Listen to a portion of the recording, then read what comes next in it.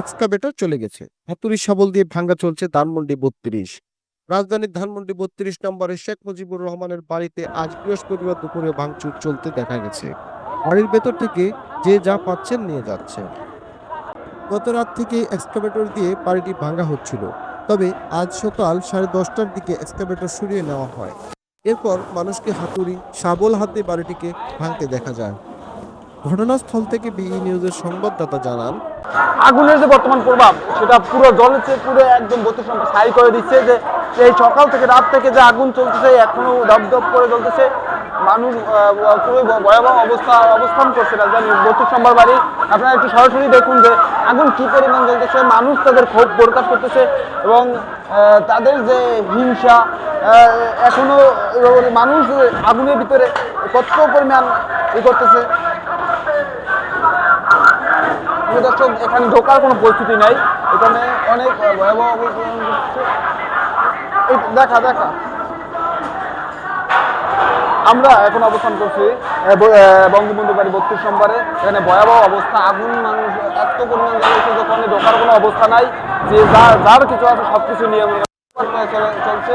শেখ মুজিবুর রহমানের তিনতলা বাড়িটির সামনের অংশ প্রায় ভেঙে ফেলা হয়েছে। এখন বাড়িটির পেছনে উত্তর দিকে ৬তলা ভবনটি বঙ্গবন্ধু স্মৃতি জাদুঘর ভাঙা হচ্ছে। তবে ভবনটি থেকে এখনো ধোঁয়া বের হতে দেখা গেছে। এছাড়া সেখানে আওয়ামী লীগের একাধিক সংগঠনের কার্যালয় ছিল, তাও ভেঙে ফেলা হচ্ছে। ঘটনাস্থলে শত শত মানুষকে দেখা গেলেও ভাঙচুরের কাজটি মূলত করছে দিনমজুরের মতন লোকেরা।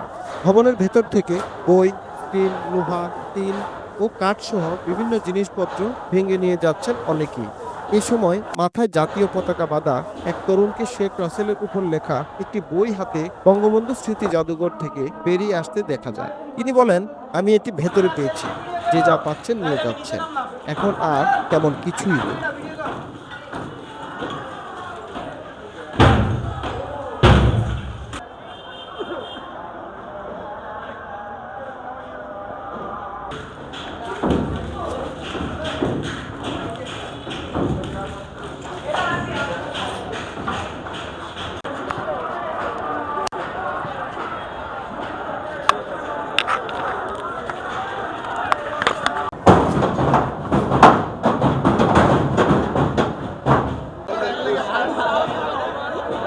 আর এইবারে নামার জায়গা আছে।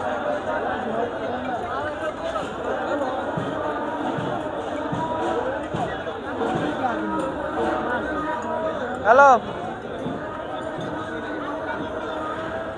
কথা বলবো। প্রিয় দর্শক, এই ছিল এখনকার প্রতিবেদন। নিত্য নতুন সংবাদ পেতে আমাদের চ্যানেলটি সাবস্ক্রাইব করুন এবং ফেসবুক পেজ ফলো দিয়ে রাখুন।